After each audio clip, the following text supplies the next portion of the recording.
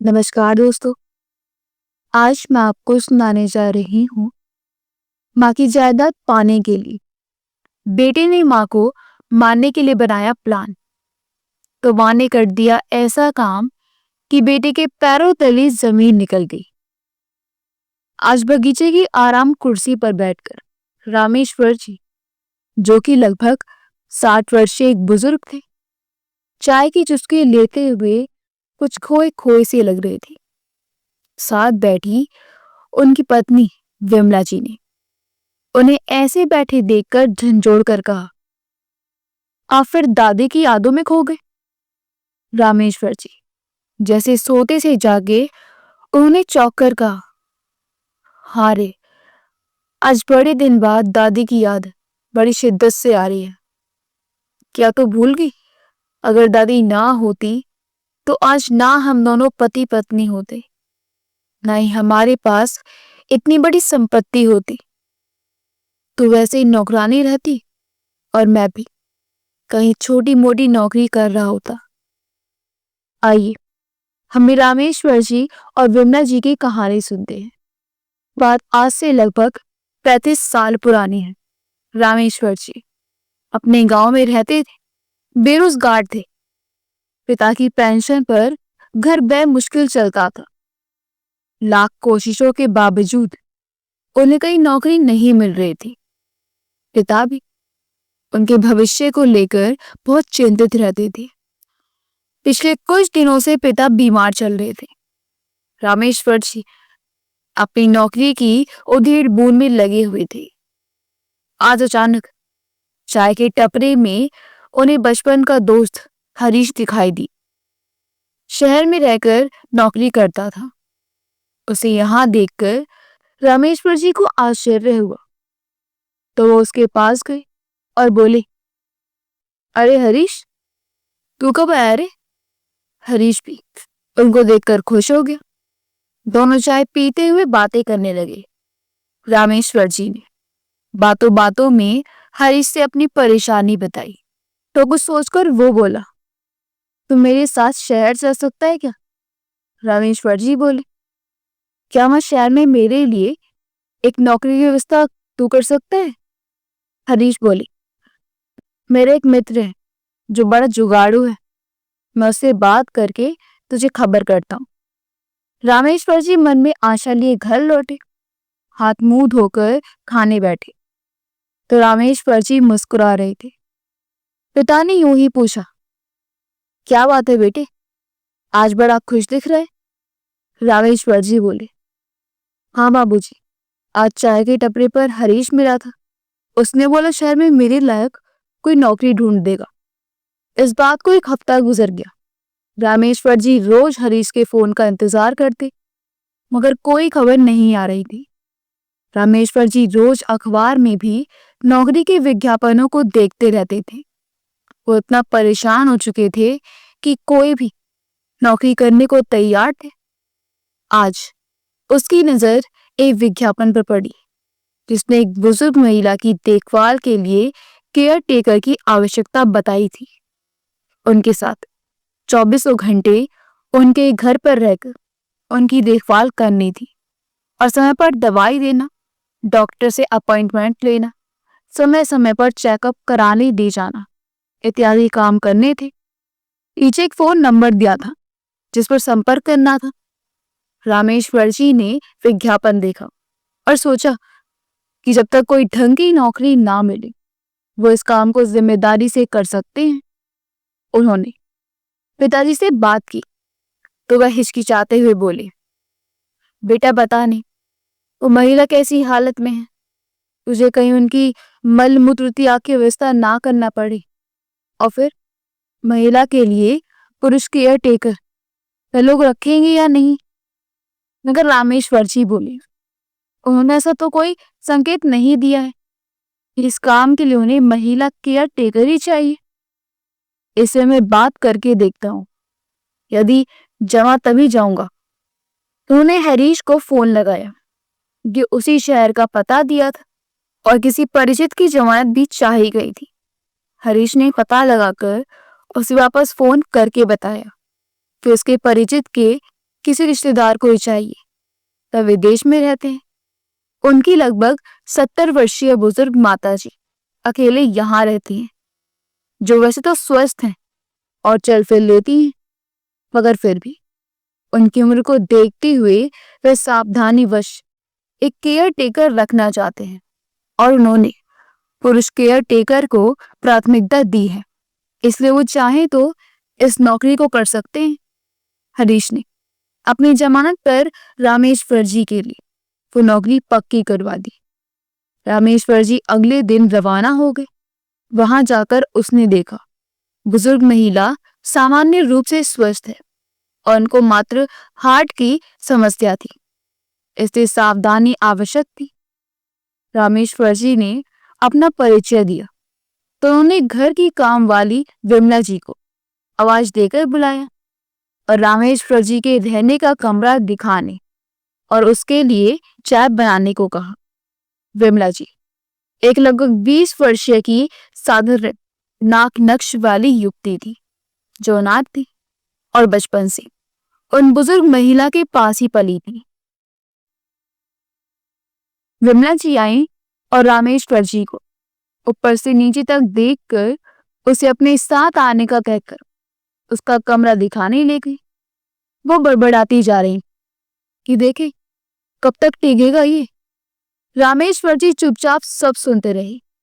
थोड़ी देर में विमला जी उनके लिए चाय रख गई। चाय रखते हुए भी वो यही बड़बड़ कर रही थी कि देखो कितने दिन टिक पाते हो, तुमसे पहले 2 और आए थे मगर 1 हफ्ते से ज्यादा नहीं टिके। दरअसल आज तक इस घर में विमला जी का एक छत्र राज था और अब उसे इसमें सैन लगती दिख रही थी, इसलिए वो नाराज थी और वो किसी को भी अपने राज्य में दखल अंदाजी की इजाजत नहीं देना चाहती थी।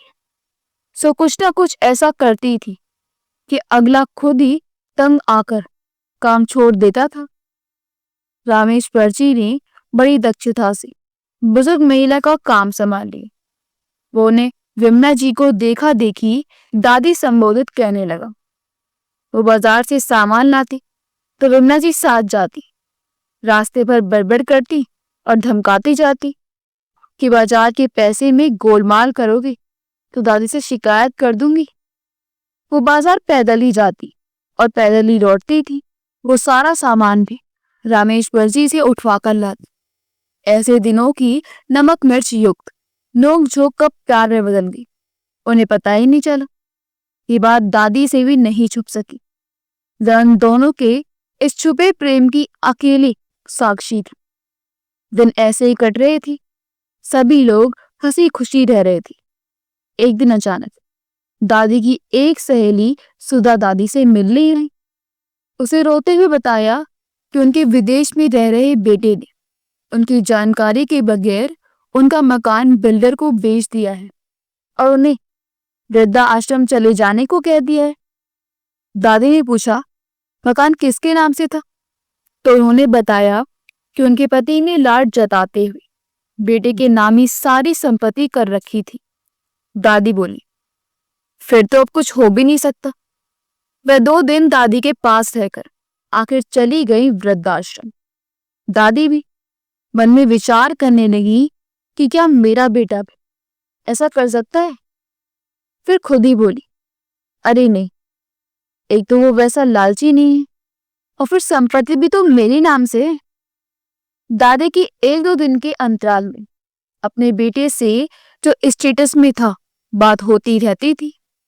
समय के अंतर के कारण अक्सर बात रात के 10 बजे के करीब होती थी। ऐसे में रामेश्वर जी और विमला जी उन्हें अकेले छोड़ देते थे। इधर कुछ दिनों से दादी जब बेटे से बात करती तो उनकी आवाज ऊंची होने लगी थी। रामेश्वर जी ने विमला जी से कहा लगता है दादी भाई साहब पर नाराज हो रही हैं, मगर उन्हें कुछ समझ नहीं आता था क्योंकि वह दूसरे कमरे में रहते थे। मगर उनकी समझ में आ रहा था कि यहाँ सब ठीक नहीं चल रहा है। एक दिन दोपहर में अचानक कॉल बेल बजी तो रामेश्वर जी ने दरवाजा खोला। सामने एक अपरिचित सा मगर देखने में गुंडा सा लगने वाला व्यक्ति खड़ा था। वो रामेश्वर जी को धकियाकर अंदर आया और जोर से आवाज दी, चाची, मैं कल्लू। भैया ने कल रात बताया होगा ना मेरे बारे में। मैं सब बात पक्की करके आया हूँ।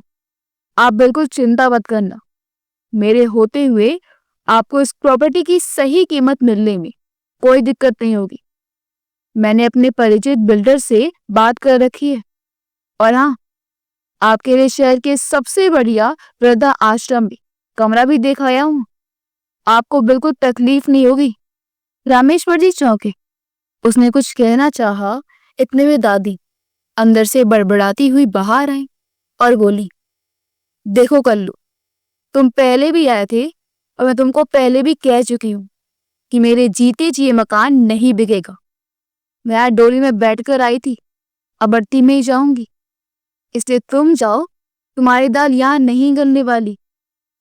कल्लू धुत्तारता पूर्वक मुस्कुराते हुए बोला, अरे चाची, छोड़ो ना, कि दकियानूसी बातें।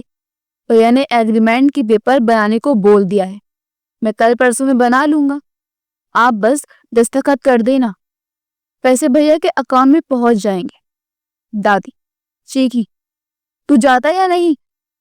तो वो बेशर्मी से हंसते हुए बोला, चला जाऊंगा चाची, गर्मी बहुत है, थोड़ा पानी तो पिला दो। अब रामेश्वर जी ने उसे धकिया कर कहा, दादी ने तुमको जाने को बोल दिया ना, अब तुम जाओ, वरना ठीक नहीं होगा तुम्हारे लिए। कल्लू गुस्से में फुफकारता हुआ बोला, तू ठीक नहीं कर रहा है लड़के, तू मुझे जानता नहीं है, ये मेरा इलाका है, तुम लोगों का रहना नामुमकिन कर दूंगा। रामेश्वर जी ने उसे बाहर निकालकर दरवाजा लगा दिया। दादी हाफ रही थी। तिमला जी पानी ले आई। रामेश्वर जी ने पंखा फुल स्पीड में चला दिया और डॉक्टर को फोन कर दिया। थोड़ी देर में डॉक्टर साहब आए। उन्होंने चेकअप करके उन्हें एक इंजेक्शन लगाया और किसी प्रकार की उत्तेजना से बचाने को कहा। बोले, ज्यादा उत्तेजित होना उनके लिए खतरनाक हो सकता है। अगले दिन दादी रामेश्वर जी को लेकर अपने वकील के पास गए। रामेश्वर जी बाहर ही रुक गए। लगभग 1 घंटे बाद दादी बाहर आई तो बड़ी निश्चित सी लग रही थी। उस साथ दादी की अपनी बेटी से फिर खूब बहस हुई। उनकी तेज आवाज सुनकर रामेश्वर जी और विमला जी दौड़कर उनके कमरे में पहुंचे तो देखा दादी बेटी को कह रही थी, तू कौन होता है मेरे पति के मकान को बेचने वाला? मैं कह चुकी हूं मेरे जीते जी ये मकान नहीं बिकेगा। ये मकान मेरे पति ने मेरे नाम किया हुआ है और इसे बेचने का तुझे कोई हक नहीं है। इतना कहकर दादी ने फोन रख दिया। इसके बाद बेटे का फोन कुछ दिन आना बंद हो गया। कुछ दिन बाद दिवाली आई। दादी ने विमला जी और रामेश्वर जी के साथ मिलकर पूरे घर को दियों से सजाया और छत पर जाकर फुलझड़ियां जलाकर दिवाली मनाई। बहुत खुश थी दादी, मगर उन्हें पटाखे के धुएं और शोर से तकलीफ हो जाती थी। हार्ट वैसे ही कमजोर था। ज्यादा शोर से उनकी धड़कन बढ़ जाती थी, जो खतरनाक था, और पटाखे के धुएं से उनकी सांस फूलने लगती थी। फुलझड़ी जलाकर वे लोग छत से नीचे उतर आए और खाना खाकर दादी रात 11 बजे के करीब सोने की तैयारी करने लगी। इतने में धड़ाम भड़ाम की तेज आवाजें घर के ठीक दरवाजे के पास से आने लगी। रामेश्वर जी ने दरवाजा खोला।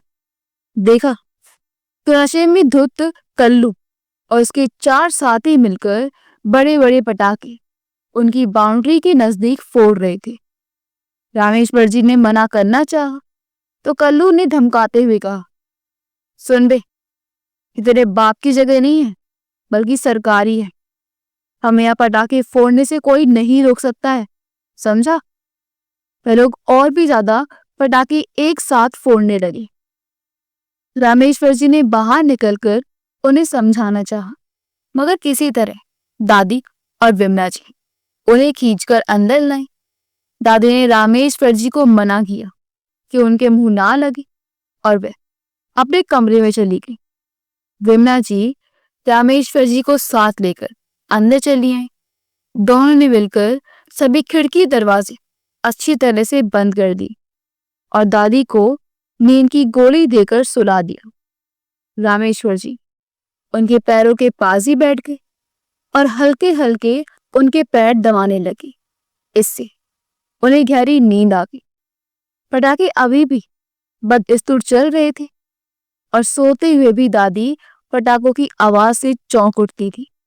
रात जैसे तैसे कटी। सुबह विमला जी चाय लेकर कमरे में आई तो देखा कि रामेश्वर जी दादी के पैरों के पास जमीन पर बेसुसे सोए पड़े हैं। दरअसल सारी रात दादी की देखभाल करते हुए आखिर भोर में किसी समय उनकी आंख लग गई थी। दादी ने सुबह की चाय पी और रामेश्वर जी को एक चादर ओढ़ा देने को बोला। विमला जी जब चादर उस पर डाल रही थी तो उनकी नींद खुल गई थी। वो उठ बैठे।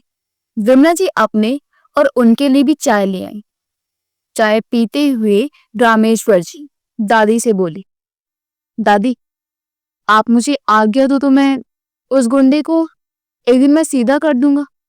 दादी बोली, बेटा तू उसको नहीं जानता, वो बहुत बड़ा गुंडा है और उसके राजनीतिक संपर्क भी बहुत है। उस पर हाथ डालने से पुलिस भी कतराती है। तू रहने दे, मैं सब ठीक कर दूंगी। बात आई गई होगी। कुछ दिन शांति से गुजरी। दादी की बेटे से पुनः बातचीत शुरू हो गई। ये देखकर विमला जी और रामेश्वर जी दोनों खुश थे, मगर ये शायद तूफान आने से पहले की शांति थी। कल्लू चोट खाए सांप की तरह फनफना रहा था।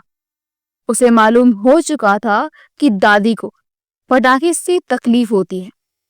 उसने छुपकर वार करने की सोची और मौके की तलाश में रहने लगा। दिवाली के कुछ दिन बाद एक सुबह भोर के लगभग 5 बजे दादी बिस्तर से उठकर बाथरूम तक ही पहुंची होंगी कि अचानक एक बड़ी तेज आवाज में पटाखा ठीक घर के मुख्य दरवाजे पर फटा। दादी अचकचाकर असंतुलित हुई और सर के बल गिरकर बेहोश हो गई। रामेश्वर जी आवाज सुनकर भागकर अपने कमरे से दादी के कमरे में आया। उसने दादी को बाथरूम के दरवाजे पर गिरा पाया तो उन्हें उठाया और बिस्तर पर लिटाकर तुरंत डॉक्टर को फोन लगाया।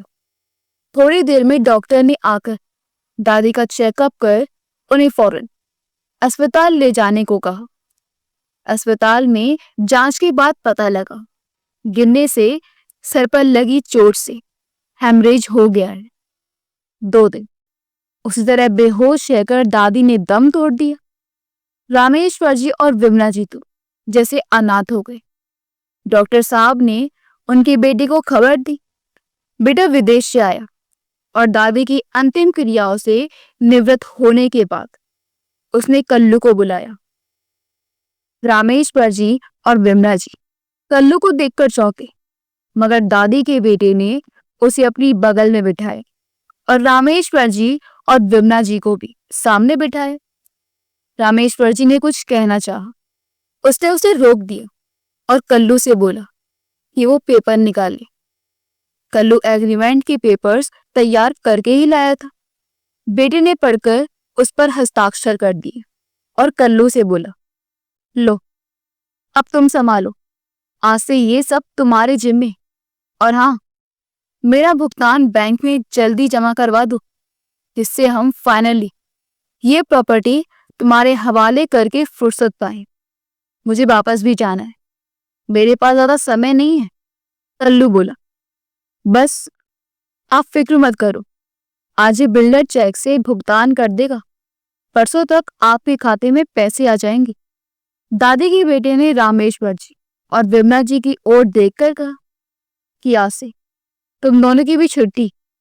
हाँ, तुम लोगों ने माताजी की बहुत सेवा की है। उसके इनाम के तौर पर मैंने तुम दोनों के लिए 50-50 हजार रुपए के चेक बना दिए।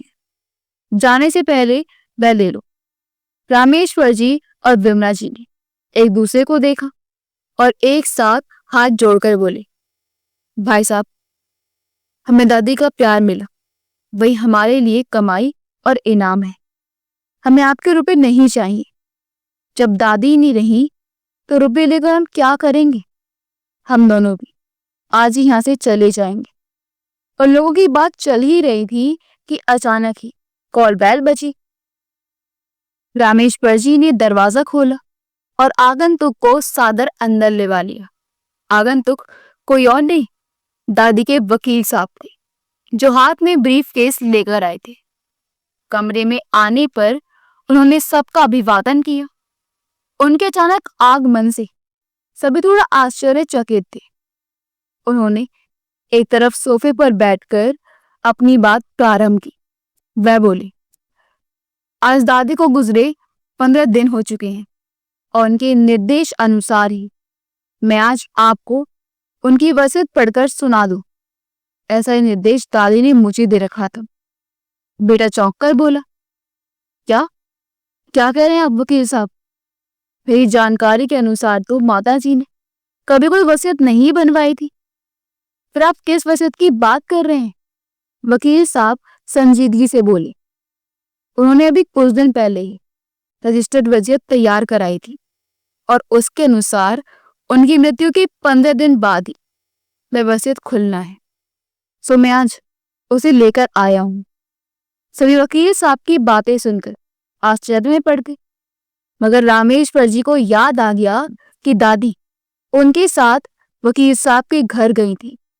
शायद उस दिन ही वसीयत बनाई गई है। वकील साहब ने ब्रीफकेस खोलकर सील लिफाफे में बंद वसीयत निकाली और उसे दादी के बेटे को देकर पढ़ने को कहा। तो वो बोला, आप ही खोलें और पढ़कर सुनाइए।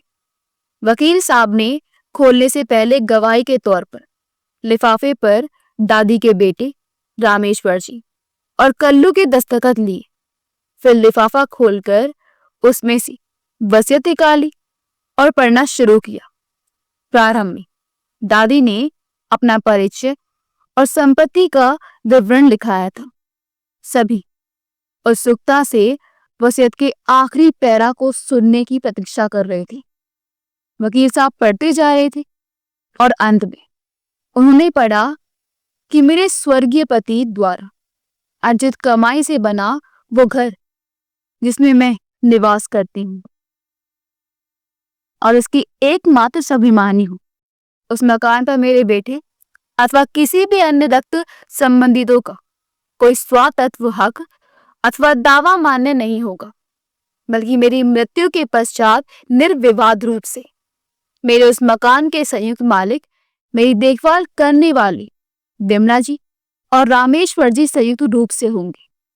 मगर उन्हें भी मालिकाना हक तभी मिलेगा जब वे विवाह कर लेंगे। वसीयत का विवरण सुनकर सभी चौंक पड़े। वसीयत में आगे दादी ने प्रावधान किया था, यदि इस मकान के हक संबंधी मामले में मेरे बेटे अथवा कल्लू ने कोई विवाद करने का प्रयास किया तो वो कानूनी रूप से अमान्य होगा, क्योंकि मैं ही इस संपत्ति की एकमात्र मालिक हूं और अपनी मर्जी से इसे किसी को भी सौंपने हेतु सक्षम और कानूनी रूप से समर्थ हूं।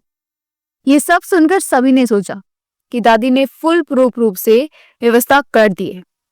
वकील साहब ने वसीयत पढ़कर दादी के बेटे के हाथ में दे दी। उसने गुस्से में उसे फेंक दिया और बोला, मैं अदालत जाऊंगा और ये प्रॉपर्टी हासिल करके रहूंगा। मगर वकील साहब मुस्कुराकर बोले, बेटे ऐसा करके तुम अपना वक्त और पैसा दोनों सिर्फ बर्बाद ही करोगे, क्योंकि तुम्हारी मां ने इस बारे में स्पष्ट उल्लेख कर दिया है। फिर भी तुम चाहो तो अपने वकील से बात कर लो। इधर कल्लू ने जब बाजी पलटती देखी तो फौरन रामेश्वर जी की ओर मुड़कर बोला, अरे रामेश्वर सर, आप भी तो कुछ बोलिए, अब तो आप ही सर्वे सभा हैं। बिल्कुल चिंता ना करें सर, मैं आपको भी अच्छी कीमत दिलवा दूंगा इस प्रॉपर्टी की, बस आप हाँ कह दो। दादी का बेटा आश्चर्य से कल्लू को देख रहा था। इसने बाजी पलटते ही पाला बदल दिया था। रामेश्वर जी दोनों हाथ जोड़कर सबसे बोली, आप लोग मुझे माफ करें, मुझे प्रॉपर्टी का कोई लालच नहीं है। मुझे नहीं चाहिए ऐसी प्रॉपर्टी। अरे, जब दादी नहीं रही तो मकान का हम क्या करेंगे? उसने विमला जी से कहा। चल रे, हम दोनों मेरे गांव चलते हैं, वहीं कोई छोटी मोटी नौकरी कर लेंगे। वह चलने को तैयार हुई तो वकील साहब ने टोका, आप कहाँ जा रहे हैं? दादी ने इस बात की आशंका को ध्यान में रखकर वसीयत में लिखवाया है कि यदि आप दोनों इस प्रॉपर्टी को नहीं लेंगे तो ये सरकारी संपत्ति हो जाएगी और सरकार इसका जैसे चाहे उपयोग कर सकेगी। तो यदि आपने इस प्रॉपर्टी को नहीं लिया तो ये उनकी किसी वारिस को भी नहीं मिलेगी। मजबूरी में रामेश्वर जी और विमला जी ने इस प्रस्ताव पर सहमति दी और तब से आज तक विवाह करके वह उसी मकान में रह रहे हैं। इस प्रकार दादी की वसीयत ने रामेश्वर जी और विमला जी की जिंदगी बदल कर रख दी। अगर आपको हमारी कहानी अच्छी लगी हो तो हमारे वीडियो को लाइक करें, शेयर करें और हमारे चैनल योगी वॉइस को सब्सक्राइब कर दें। मिलते हैं अगली वीडियो में। आपका बहुत बहुत धन्यवाद।